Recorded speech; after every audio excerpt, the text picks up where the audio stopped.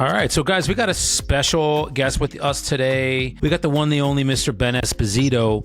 Ben is one of the top agents up in the Massachusetts market. He was kind enough to come and share some of his insights, what he's seeing as far as market trends, things of that nature. Ben, why don't you, I guess, talk to us first? How'd you get started? Because you got one of the biggest teams up there in Massachusetts. Like, what area are you in up there? Yeah, so first of all, Dan, thanks for having me on. Dan, you and I have known each other years now, and we've done a lot of work together. And I think this is our first sort of structured sort of back and forth. And so I always appreciate the time and just kind of chopping it up, like you say, with great people. So thank you for having me on, first of all. Give just whoever's listening an idea. So I'm up in Mansfield, Massachusetts, obviously with EXP along with Dan. I have my own storefront office here right in downtown. It's at the major intersection right on North Main Street. And I've been selling real estate for the better part of 20 years. Right now, we just actually added a couple of team members. I have 2 full-time staff members. We have 3 agents on the team, although 2 are brand new. So for the vast majority, we were operating myself and 1 other agent, and then some full-time staff members. Yeah. And for those agents out there that are just starting and thinking about, hey, I want to have my own team, I want to scale, I want to build, like, give some of the ins and outs and ups and downs and some of the hurdles that you experienced trying to scale your business out when you first started to where maybe year 5, year 6, and then now you're at where you're at with, you're again one of the top agencies up there. Well, I think it's interesting because, I've always taken the approach that, like, I was lean and mean, like, for the vast majority of my career, really up until maybe 4 years ago, as a sole agent. So I would have staff, I would have a listing manager, transaction manager, but I do 70, 80, 85 deals personally. Wow. Have the staff do a lot of the listing management, transaction management, running around. I'd use other agents for open houses and stuff like that. But candidly, the idea of a team never really interested me a whole lot. Yeah. I don't know about you, but I was always really good at staying disciplined and motivated, and like a technician. That was not difficult for me to prospect for 4 or 5 hours. Mm-hmm. But for me to motivate another person, it always felt like anytime I tried to bring a team member on, I was more interested and motivated in their success than they were. Got it. And I just found over time that as soon as I started to connect the dots and I felt that way, my motivation to sort of pour into that person went down dramatically. And so maybe it was partly that I just wasn't ready for that role and leadership. And part of it was that I just hadn't connected with the right people at that point. But for me, it always just made way more sense to just do it on my own. Mm-hmm. Keep my net profit margin really, really high, keep the quality of the customer service high. Now, with age and experience, what I've recognized now is as I want to start pulling out of the business and doing less personal transactions and personal production, I think if the opportunity is good enough for the agents that want to partner with me on my direct team, I think if the opportunity is good enough, now what I'm seeing is that the talent and the really skilled people that are super motivated and enthusiastic, those people are just all of a sudden they're appearing, right? They're now coming into the organization, and I don't get those feelings. Like, they're super motivated, they're super enthusiastic, they take direction. So again, everything sort of happens when it's supposed to, but I feel like this is the point in my career where, growing not only a downline and helping agents in general, but also, doing it on a much more direct approach with the team that I have is sort of what's in alignment with what I want to do right now. Yeah, that's awesome. And, you mentioned discipline, and, I speak a lot about that. And I mean, I release a lot of information about the most successful people that I find, and you're obviously a tribute to that. they're very disciplined in their schedule. So if you're a new agent or even an agent who's been in the industry for a while and maybe you're stuck, the market has just gotten to a place where you're really struggling to get new business and things like that. Discipline that I find and the things that you can control. And you talk, I'll have you talk a little bit about this. For me, it's what time I get up, what I put in my body, how often I exercise, how often I read, how often I get my feet on the ground in nature every day, and things of that nature. So talk a little bit about how you got very disciplined in your routine to where you were just one agent doing 50, 60 deals, and then you started to scale out. Because I know there's agents out there that are wondering, how do I do this? How do I take this small business that I have and do what you did, which is basically scale it out?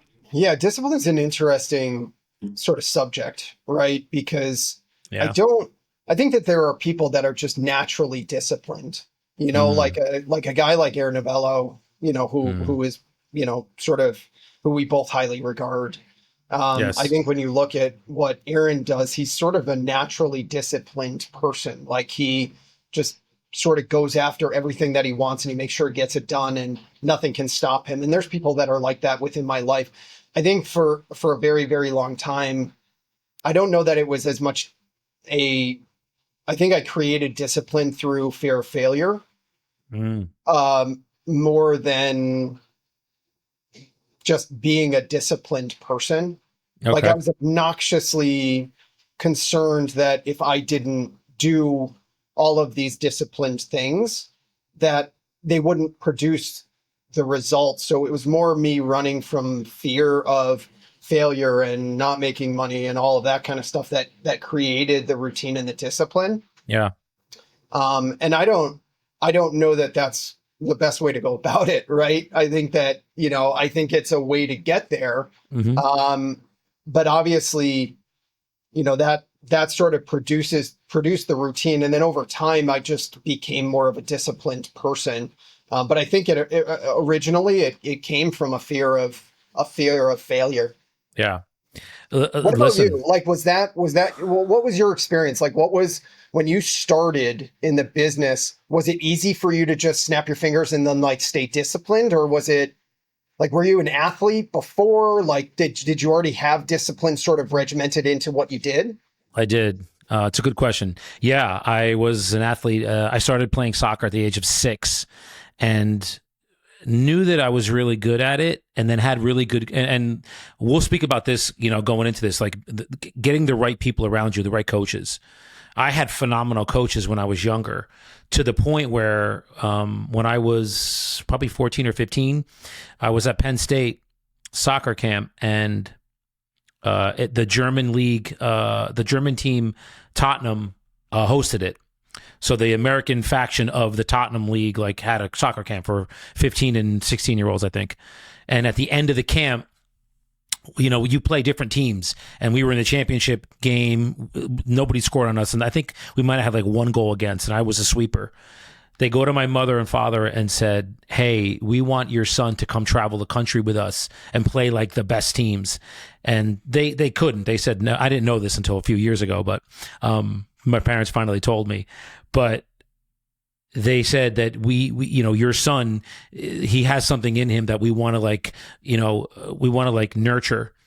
And that discipline started then when I got into high school and started lifting weights and getting into staying in shape and fitness, things like that. That started very young. So exercise for me, discipline wise, is not hard. I can get up early at any time and do it. But in real estate, when I first got my license in 09, 10, I'd stumble upon deals because I'm pretty good at talking to people. My niche is people tend to trust me very quickly based on just having a conversation with me. Some people are just they power through and they're drivers. They drive through and just get the appointment based on pounding and pounding and pounding the seller. I did it, another way. So I was I don't know, one year I do 20 deals. One year I do 10. Never really consistent. Then when I got really good coaching in real estate with Elite Builders and Aaron, everything kind of took off. And What year was that? That's a good question. Like when did your business really start to take off? 2020, honestly. Yeah. Yes. I had a really good year in 16. I did a few multifams, $2-3 million deals, but it was never consistent. So I would make these calls, and I was with another organization, that does scripts and things like that I was with for about 5 years. Left them, went with Aaron, and then once I went with Aaron, that was it. It was like the sky's the limit. So, he was the one who really taught me real estate discipline, real estate consistency. These are the things that you need to do every day from the hours of, boom, 7 o'clock to 7 a.m. or 6 a.m. to 3. And then after that, you make your day. So, yeah, that was when that started for me. When was it for you? So when I got into the business, I got in 06. Oh, wow. Okay. Now I had my mother's been in real estate for close to 30 years. Nice. And so when I was in college, I got my license in Eastern Connecticut. Oh man. When I was 18. So like between freshman and sophomore year, I got my real estate license, or maybe it was sophomore and junior, and I sold in the summer for her. And this was back when, you'd have the sign writer that said like the 1-800 numbers, and then you plug in the code, and then it would page your beeper. And, my mother had me on just cold calling people when I was 18, 19 years old, replying to those 1-800 numbers that used to hang from the signs.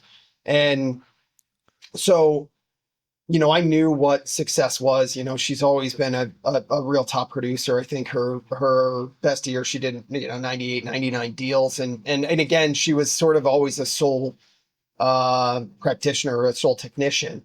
And so I got involved really early, but then I graduated from college, and, based on her doing that amount of volume in order to put us through college, I saw what life was like for a high achieving real estate agent. And I was like, I can't put myself through that. Like, I don't want that. And so of course I was like, I'm going to go get my corporate job. I'm never going to sell real estate, and move to Massachusetts, and did the corporate thing for 3 or 4 or 5 years. I was managing an office of people, and then just sort of sat back, and I was like, this is not what I want. So that's when I joined with a Remax office in 06. And of course, the first year, I think I did 13 transactions, made 70 grand, something like that. Yeah. But then in 08, market just tanked. And I didn't know, like, I knew some people in my local marketplace, but not a ton.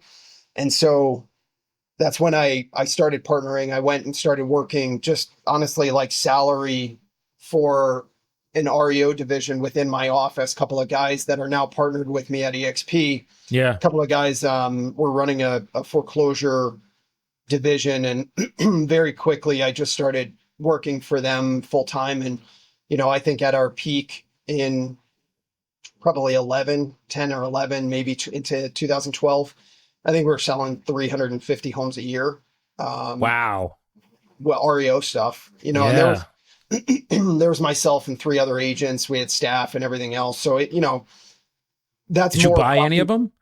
No, I mean, I didn't have the funds to do it. I made a lot of investors and contractors a lot of money. I bet. I sometimes look at that opportunity that was there at that point, and I'm like, God, if I had some money back then, selling 3 families for 100 and a quarter that are now worth 7, 800. Oh, come on, man. Yes. It's wild. But yeah, so I mean, I've had sort of a storied sort of run. So I did REO and bank owned until 14. And then that was when my wife was pregnant. Our daughter was due in July. And I sort of made the decision that the REO world was starting to fade. It was becoming a lot more difficult for agents to make money because banks were sort of making everything so regimented. Yes. And I remember.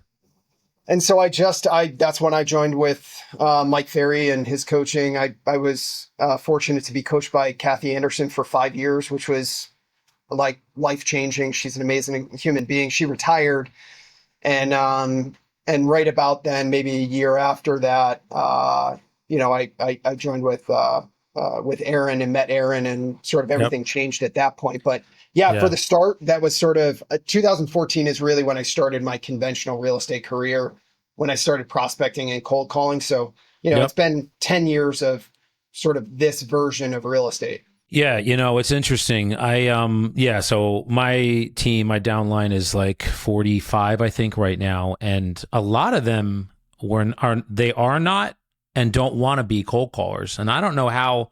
I say to them, like, look, where do you think you're like? Tell me where your business is coming from. If you're not picking up the phone to make phone calls, is it just you rely on past clients? Like that's your business, and you're waiting for people to call you?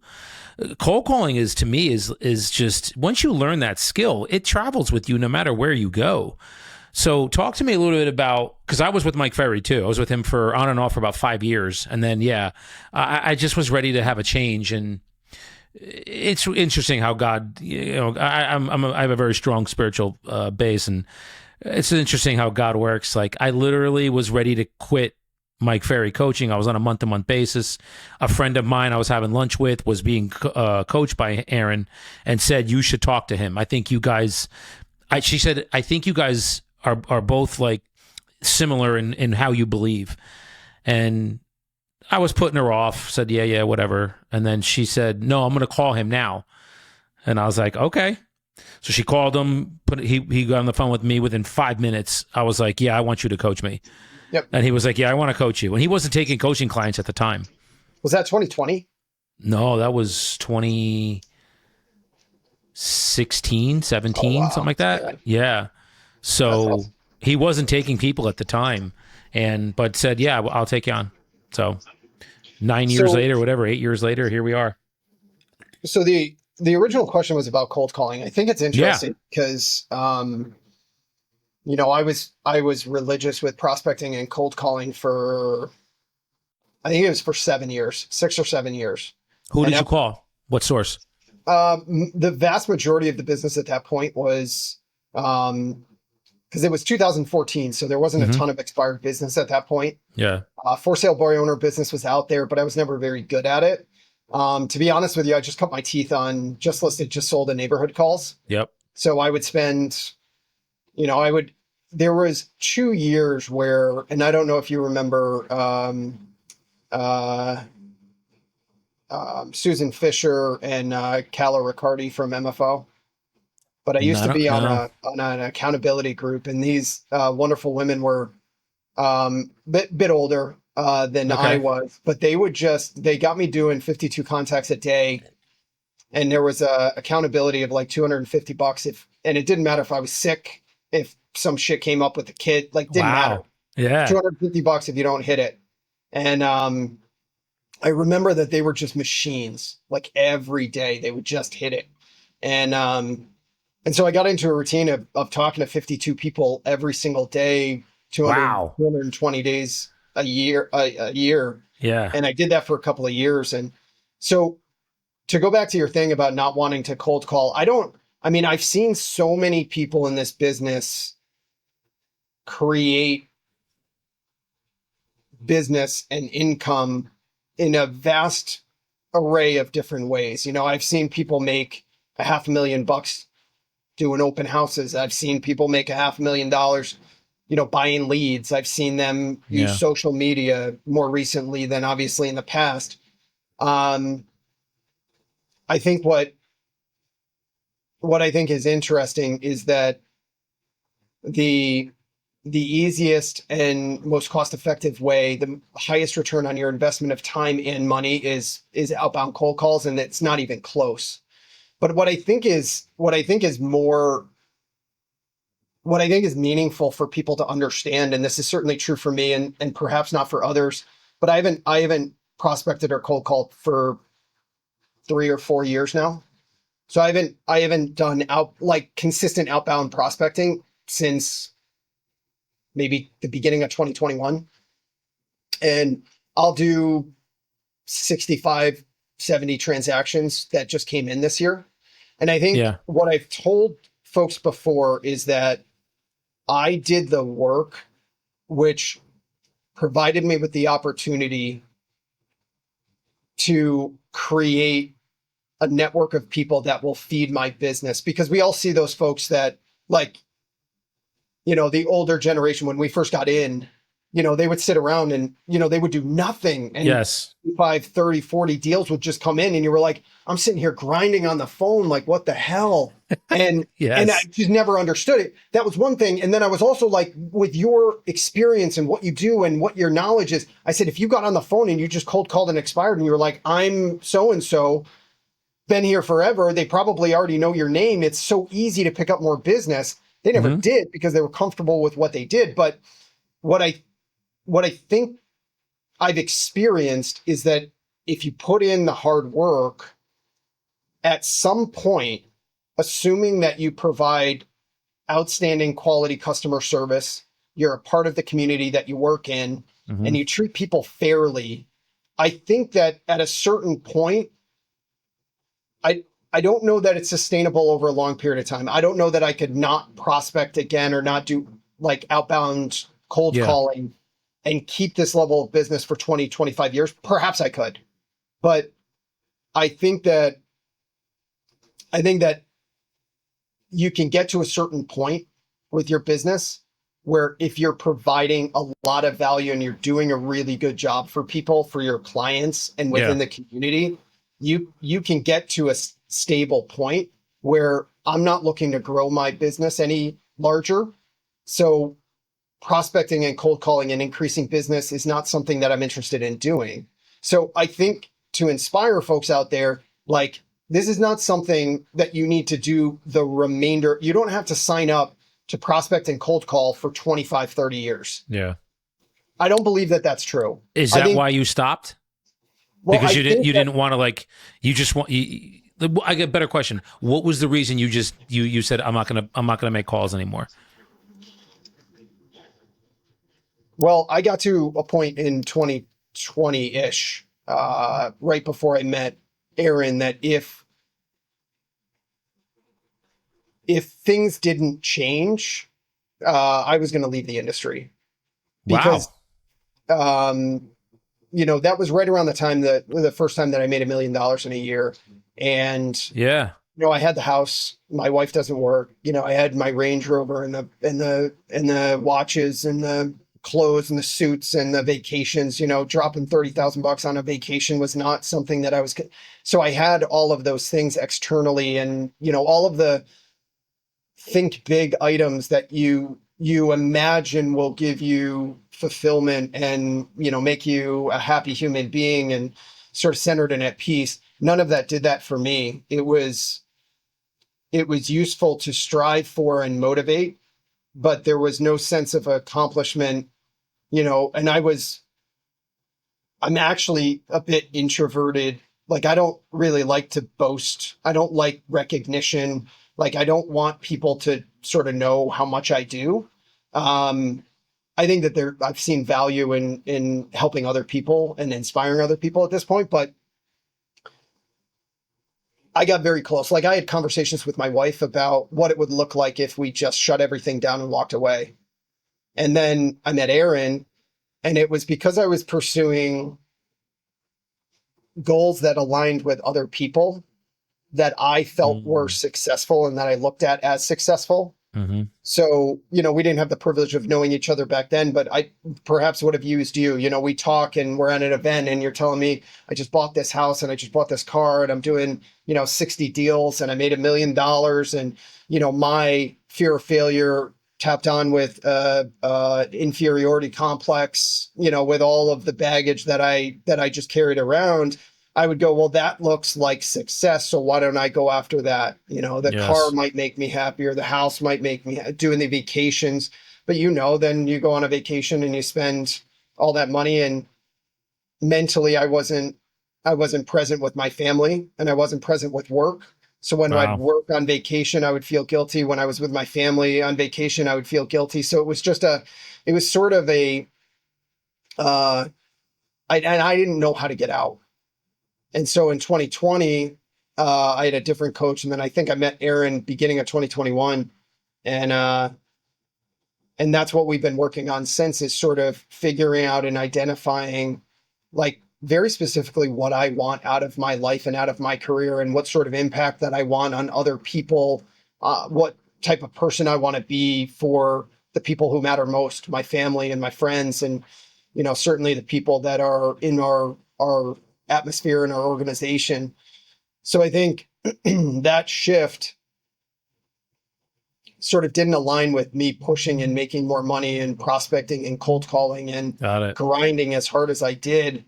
And at previous coaching companies, there was no conversation about that at all. It was just make more money, spend more money. Yes. Do it more. My experience was prospect more. You're having a bad week, bad month, prospect more. Yeah. Keep that tunnel vision, stay doing what you're doing. And what I always feared was that I would end up being one of those people that's doing real estate in their 70s, because that is who I have defined myself as for 50 years. And then, you know, it would be very, very difficult for me to walk away from that and define myself any differently. Yeah. So I think that, you know, that gives you the context as to where I was when I stopped sort of hardcore prospecting. Yeah. But it was also a shift towards, at that point in my career, it was a real shift towards, you know, providing amazing customer service and, you know, really being a part of community. And we started looking for our own office space, and we just started increasing dramatically the level of service. And I think with that, along with the, you know, sort of the activities that I am involved in within my hometown, I think that was the reason that I could maintain the business that I had without continued prospecting and cold calling. Yeah. Yeah. I appreciate you sharing that. I mean, wow, I had no idea about any of that. And it's interesting. Two things come to mind when you're sharing that with me. Number one is, interesting that your previous coaching company, I mean, I'm imagining you were talking to them about how you were feeling, because you're being coached by them, and you got a different response from them than you did when you met Aaron. Yeah, but here's the thing, Dan, and but there wasn't a conversation about it. No, because again, with,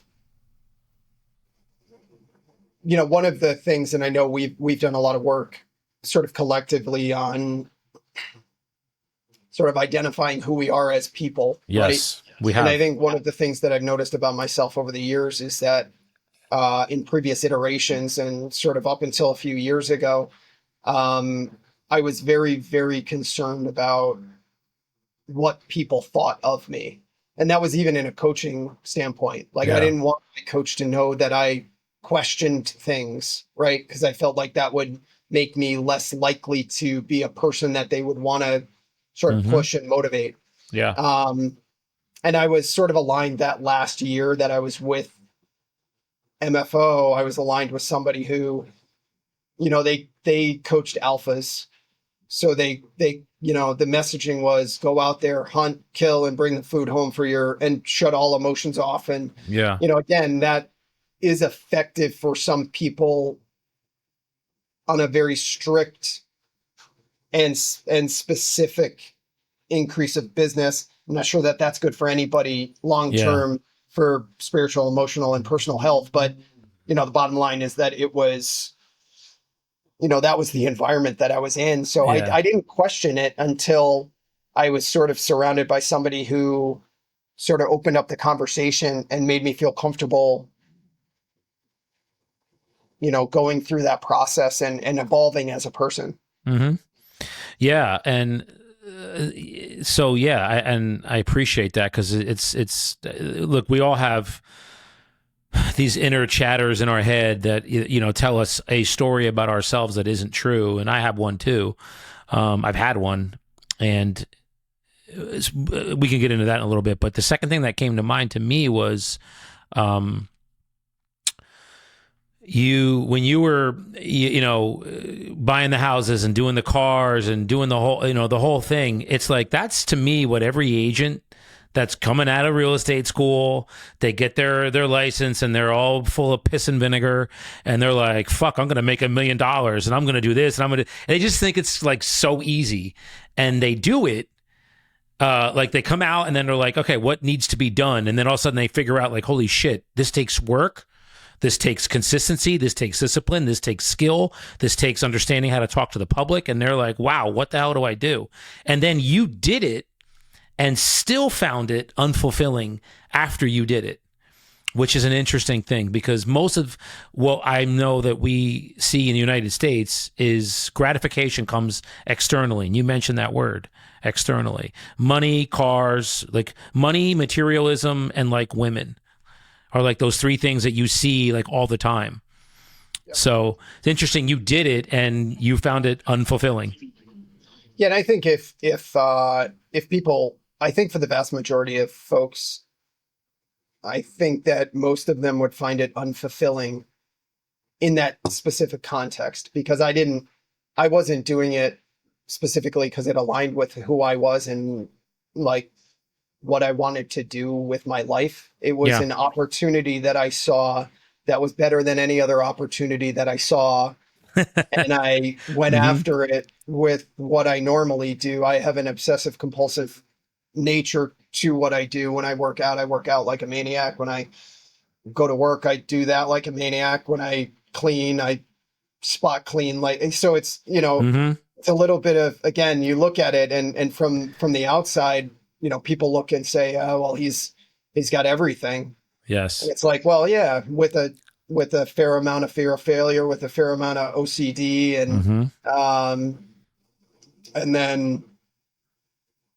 and then you look at all of these things to sort of fill the void, right? The car will fill the void.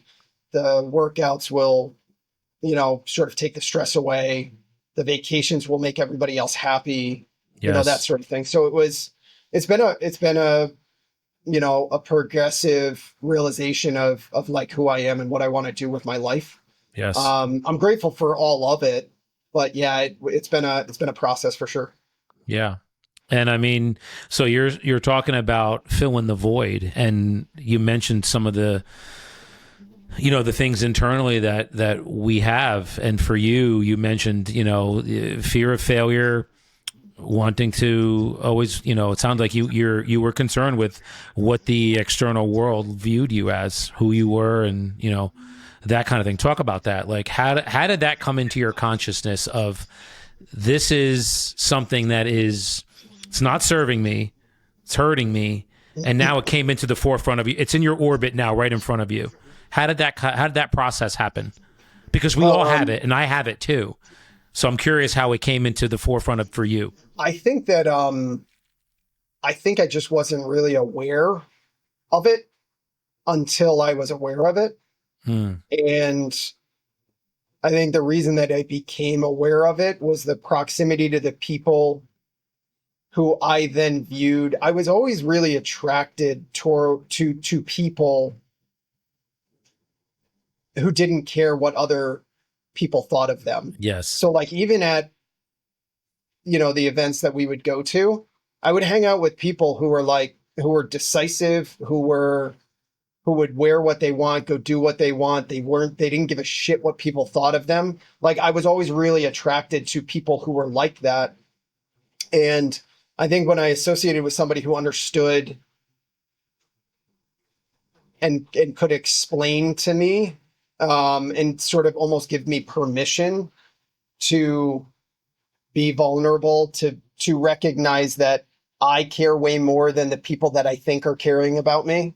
So like, oh, Dan's going to think that I'm stupid because of what I'm wearing. Sure. Well, 5 minutes after this, if you asked Dan what I was wearing, he wouldn't remember a goddamn thing. True. Right.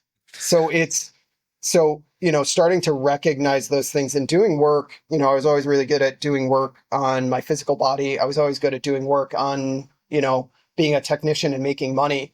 But I don't know that I ever looked sort of outward in and try to figure out sort of what made me tick, what made me happy, what I was struggling with and what I needed to work on. And as soon as I had that awareness in an environment and in proximity to people who were supportive of that. Mm-hmm. And a lot of that came from Aaron and the group of guys that we associate with. As soon as I had that sort of permission and awareness, then it was just sort of the consistency of the work that we're doing. Because in no uncertain terms, Aaron and I do not talk, like when I'm still coaching with Aaron on a one-on-one basis, but like we don't talk real estate ever. Rarely do we anymore. No, I mean, I really haven't since we started. It's all been sort of spiritual, emotional, like understanding who I am, creating an awareness, noticing in the moment that I'm in, like even to the point where Aaron was kind enough, you probably look it up on YouTube, but Aaron was kind enough to have me on a podcast very early on into our coaching journey. And I was so fucking nervous, man. Like, what am I going to wear? I asked him what questions he was going to ask me so that I could practice them in advance. Yeah. I had such a imposter syndrome sort of conversation that went in my head. I was like, why do people want to listen to me? And it's a real thing. But it's been progressive from that point to now, where I'm just going to genuinely share what I think. And if people find value in it, that's great. And if people don't find value in it, that's great too. Mm-hmm. So it really has been sort of a progressive thing where it's just become easier and easier over time. And that goes back to your point about things take exponentially longer than you think, both business, personal, health, fitness, like, that age-old line, people drastically overestimate what they can get done in a year and drastically underestimate what they can get done in 3 to 5 years. Yes. And that's very true from my experience. Yes. And mine as well. That phrase I heard in 2018 at a Tony Robbins event that Aaron was actually at too, the Date with Destiny. And he said that 3-4 times, and it was like, it drilled into my head, because I always would have these issues with like making bad decisions with finances. I just wouldn't make good decisions. And so that was one of my problems. So for example, yours was thinking, wondering what people are thinking about you and worrying about what people are thinking about you. Mine was, fuck man, like I just can't get my financial house in order. Like I was just not good at making decisions, and I was constantly playing catch up with that. Every other facet of my life was always really solid. My physical health, my mental and emotional, as I've worked more and more when Aaron has gotten, it's very, I would say to someone like, I think I'm at the place where I'm pretty emotionally mature. Am I perfect? No. Is anybody perfect? No. Of course I'm going to fuck up when the opportunity's there. But for the most part, I'm pretty mature. But that financial part has always been. So I'm curious. I'm curious with that, because I think that if the results of the financial piece were just for me, I think it would have been very, very difficult. So like I always used others as an excuse to work hard, as an excuse to justify. So like providing for my wife and my children, like that was the motivation. Yes. Like it was very typically never for myself, but I made sort of me being the provider and me being that person that was reliable and dependable for others. That was the catalyst behind the motivation. I think it would have been very difficult to remain consistent and remain motivated if it was just strictly about me, because of that detachment from the activities that I was doing and authentically who I am. Yeah. So it's like, if you have that detachment and it's just simply about you, that's when you can allow yourself to make a lot more poor decisions than if sort of other people are relying on you to provide for them. And so, part of it is a gratitude for that point in my life being that timeline, and almost using that as a motivation to keep going. I mean, that's a very interesting perspective that I've never thought of. And I almost want to like let that marinate, but I want to respond to that because it's very true. I've you probably don't know, but Aaron does. Like I've been single for pretty much the majority of my life. I've had relationships, but they weren't long. They weren't long, Right. and I think a big reason was the inferiority complex that I had regarding finances. Well, how can I, like, marriage and kids were just never even on my radar, like in my orbit ever. And when I really peel an onion back and say, well, why is that?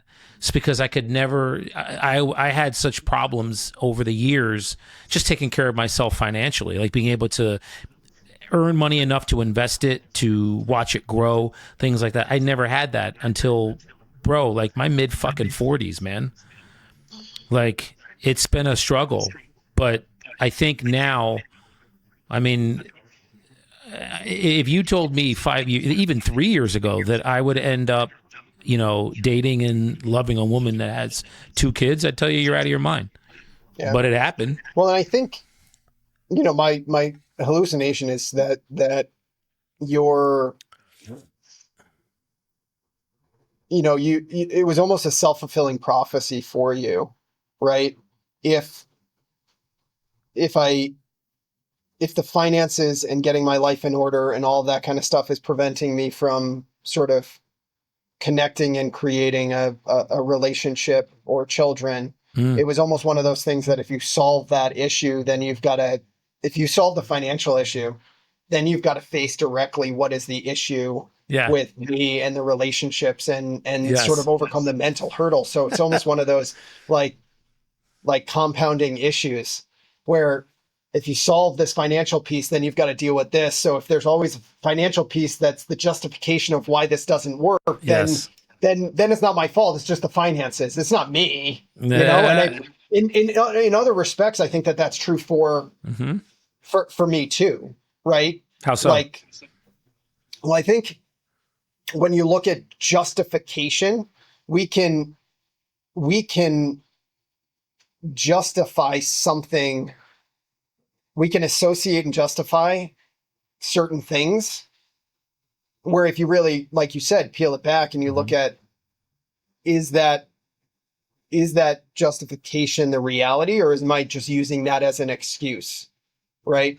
So to think about how that correlates, like I worked out to the point where like I tore my body apart. Like I still go to PT every week. Like I've had reconstructive surgery on my shoulder, on my back, on my neck. Like wow.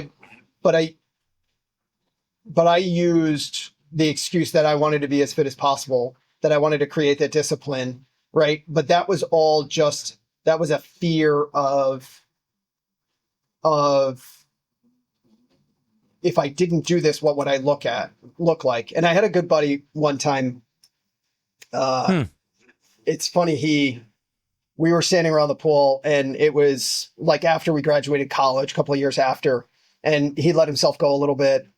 I was still working out. I stand next to him, kind of puffing out my chest and like, I'm in good shape. Yeah. And we bust balls just like everybody does. And he's a really good friend of mine. Yeah. But at one point he looked at me and he goes, I guarantee you I'm way more comfortable in my body than you are in yours. Wow. And I was like, yeah, man. Shit, isn't that the truth? Because he'd been standing there in much better shape, much healthier. I still was very, very concerned about it, and he could give a fuck. So it's like, again, we use these justifications or we use these circumstances, we justify our actions so that we don't have to face the reality of what's going on and what is really a mental game or spiritual game or an emotional game. We justify these external things so that we don't have to face the problems that are actually going on. Yeah.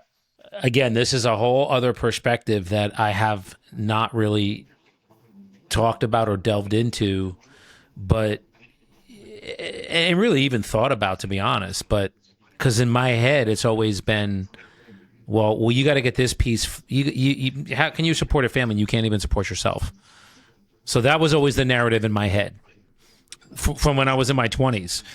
Right. And I That's the was, story that you're telling yourself. yes. So what did it become? You said it. It's a self-fulfilling prophecy. So you have the story in your head, and then it actually plays itself out in life in bad decisions that I'm making. But it was only me, which was my escape. It was like my escape clause. Well, it's only me, so I can fuck up. But so once I figure out why I'm fucking up, like maybe I'll be okay, and I can, maybe I'll meet somebody. And that just went through my 20s to and I was, listen, bro, nothing I did in my 20s was productive. Very, very little, very little, and Same. even into my 30s. When you're sitting here like, bro, I had my fucking real estate license at 18. Like, I only wish I had somebody to like do that, but I didn't. So what was I doing but, smoking weed, doing other drugs, drinking, hanging out with my buddies. Like, life was just a giant party all the way into my late 20s and 30s when some things started happening. And I was like, man, like, I don't even know who the fuck I am. And that's one of those things that's cool until it's not. Yes. Yes. Right. And, it's cool until you're not, and you're looking around and you're like, yeah, I'm the only one in my mid 30s partying with all these other kids. And, yes. Then you start to go, oh, shit. And you can go one of two directions. But I think what comes up for me in this conversation is again, the main motivation behind the changes that I've made in my life, because I recognize how leadership and influence has affected my life, both positively and negatively over the years. Yeah. And those can happen at the same time. You can have a positive influence or a positive mentor or leader that creates positivity in one aspect, but then because of that, it hurts the other aspect of your life. Yeah. And what I believe is really cool right now, and we can get into this topic a little bit more later, but what I think is really cool with the advent of social media and attention is that I think you're seeing people who are really authentic leaders and inspirational people. I think because we can consume content without a barrier or permission from a magazine or a newspaper or a television station. I think because we can consume information from people directly that inspire us, I think it's easier than ever to sort of find out who your tribe is and find out who you really respond to. And I've been fortunate enough to have a number of really influential people in my life. And I think that as I evaluate and define what my purpose is and what I want out of life, I think I'm consistently drawn to the idea that I've spent a large portion of my life learning and working on my body and my mind and my business and my family and my relationship with my wife. And I really have spent a lot of time working on all of those different aspects, and the experiences that I've accumulated have now allowed me to create sort of my belief system. And I think that for the first time in my life, where I'm sitting here 43 years old, I think that I have better defined what my beliefs are now, even over like 3 or 4 or 5 years ago. So, you think you're sort of advanced and developed as a, mid 30-year-old guy who's successful and he's got the wife and the kids and all that kind of stuff. But like, honestly, my belief system was just based on experiences over time, and they really didn't align with who I am. And so what comes up is that I've had all of these really inspirational and motivating people, a few in particular, that have given me permission and have had difficult conversations. And I think that's probably been your experience with the people who have had the most impact on you too, is that they're willing to have the difficult conversations. They're willing to say, hey, Dan, maybe you're having these financial issues because you're not dealing with the underlying issues that are causing it. Right. Mm-hmm. And for me at this point, and I don't know that I'm ever going to be done learning, but I think at this point I have sort of the motivation and the intention, the experience to be able to have an impact like that on other people. Yeah. And my is to be able to do that at scale. Yeah, that's number one. That's some powerful stuff right there. Yeah, because at the end of the day, like me sharing this, I can't be the only one that's, experienced this. You can't be the only one who's had your experience of like caring what the world thinks of you and being able to put that out in the forefront, peel the onion to get to the core of the problem. And then what does that mean? You've overcome that problem. You've recognized it. You can see it. You can tangibly say, all right, I see it now. Let's move past it, and that won't be an issue for me anymore. And Dan, and to me, it's moving past it is one thing, but just simply the awareness of it. I think that there are so many people, myself included, in so many different aspects of life where I just wasn't aware of it. Yeah. And even the recognition and the awareness of things to be challenged by somebody else and to be sort of guided and instructed in a way that's not judgmental, in a way that's not critical, but just sort of giving somebody permission to be themselves and to be challenged. I think that the biggest first step people need to kind of go through is just becoming self-aware enough to know what's going on in your life, in your head, in your relationship. Because then you can deal with it. If you're just blissfully unaware of all these fucking issues that you have, then the world is just responding to that. Yeah. Not what your intention is. Yeah, that's a good point. I mean, yeah, just the fact that, and to use me as an example, I wasn't aware of the underlying issue until, again, my mid-40s, early to mid-40s. And then it's like you want to, and then all of a sudden you start to get, you make decisions. So you make decisions, and I was making decisions personally based around this thing. And then you start to bring a team on, and you start to have agents that are looking at you and watching what you do. And now it's not just me anymore. It's them. Now as a leader, what I do, they're watching. So I have to be on camera all the time. So the decisions that I'm making and what I'm talking about as far as, discipline and consistency and integrity and character and all those facets that I pride myself on, well, behind closed doors, you still have to do that. And I didn't have to do that before I was, a leader of however many agents that are in my org, and you as well with your team. You can't do those things. So that forced me to put things into the forefront and make changes.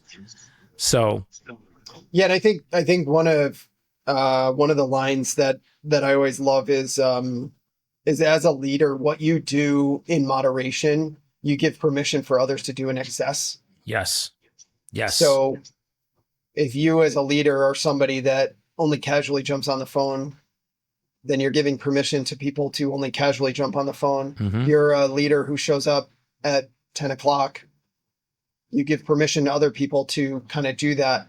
Yes. And so I think that kind of goes along with just, again, defining who you are and what you want to do. And then just being very, very clear with your intentions on the people that you're trying to inspire and motivate to have success themselves. Yes.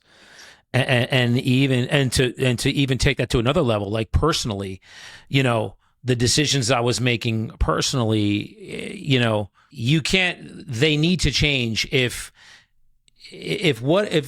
so I can only speak. All right. So I'll speak for me. I was reserved to the fact that I was probably going to be single for the rest of my life. I had every intention of thinking that relationships which weren't going to happen for me. And I came to that probably about a year and a half ago. Now, I had some things happen personally with my father and my family as a whole that were contributing to that thought, because they needed my help. My family, my mother, my father, they just needed me to be there for them while I was. So for about 3-4 years, I was basically helping them and caring for them. They lived by themselves and were, self-sufficient, but I needed to be available at any time. And over the last decade, I've saved my father's life three times. Yeah. I happened to be staying at their house the night that an episode would happen with him. And I happened to wake up twice 4:34 in the morning and like 4:01 or 4:02 in the morning. I just creaked my eye open and I'd hear something hit upstairs. I walk upstairs and he fainted in the bathroom. Called the ambulance. He had an ulcer. That was one. That's just like one example. So just me being able to be there for them, I didn't know if it was ever going to end, and I was fine with it. Like, I was reserved to the fact that no problem. Like, I'm just going to be single, and whatever happens, happens relationally, and I'm good with it because I'm serving my family. And my mother said something to me very poignant about a year ago. We were talking about, this is before my dad died. I think it was like April or May of 2023.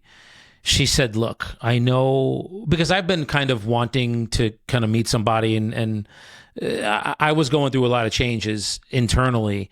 And one of them was experiencing a significant other that would love you, support you, push you forward, and help you with what you're, like, everything your wife does for you is what I'm sitting here and I'm like, wow, that would be nice. Like, what would that be like? Never had that. My mother said, look, the minute that we don't need you anymore, she's going to come in the door. But we need you now. So she can't be here. And, my father ended up passing away last year. We put my mother in, we didn't put her. She actually chose it. It's literally 2 minutes from my sister. And it's this awesome community that she's got so many friends there and she loves it. And she'll go and hang out with my sister 2-3 times a week and have dinner. But now, like, my sister's going to take her, like, if she doesn't even need to be taken care of. But if something happened, my sister's right there. So the moment that, not even the moment, but I'd say a month or two after that happened, things started to change. And then boom, all of a sudden I meet Jessica, and now we're like where we are. So yeah, and I think at least knowing you for as long as I have now, and sort of doing a lot of work with you, sort of emotionally and spiritually in groups, I do believe that that's part of it. Sort of being in a position that you allow yourself to find that. Yeah. But I think it's a lot more than that. I think that when I look at it, it's also surrounding yourself with people who believe that you deserve love and you deserve everything that you're putting out into the world and into other relationships.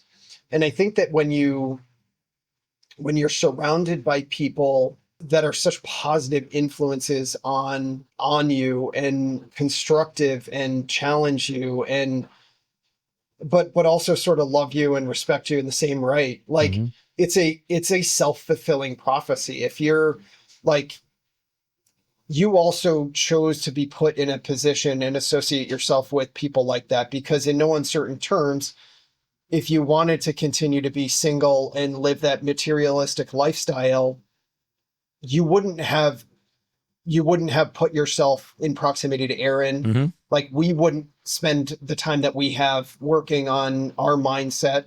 Like, you did all of those steps to put yourself in the position that when that opportunity was there, you were spiritually and emotionally and mentally ready for it. So yes, there was a catalyst behind the, sort of, that's a nice story, but it's because of the work that you put in. And even going back to our conversation earlier about how long it takes, like, made that partnership back in 2016.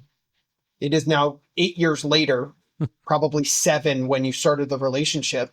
7 years after you started that journey to put yourself in proximity and work on who you are, that's when the opportunity was there. And had it come 4 or 5 years earlier, you probably personally wouldn't have been ready for it. No. But these things, they just happen. The 65 deals that come in this year, they're just going to happen because I believe that whether it's God or the universe or nature or the spirits talking to you, whatever you believe that is, I believe that it is provided for you if you are on the right mission and purpose. And I think that the reason that this business is coming in is that allows me to not have to grind for it and continue to do that business. But now I can bring on people to help support them and I can spend more time with my family, and I can have more impact on other people, and I can sit on a podcast on a Friday afternoon, you know, talking to you for a couple of hours. Yeah. Because first of all, it's a great conversation, but I also think it could have a real impact on other people. So yes, there is a specific catalyst that happened in that circumstance, but I also recognizing it and knowing you as I do, it's because of the work that you put in. Yeah. Because we're here with the host of his first prospecting clinic, Fidel Barraza. Fidel is a member of the EXP Elite Builders. This is your first prospecting clinic you've hosted. We had a great turnout.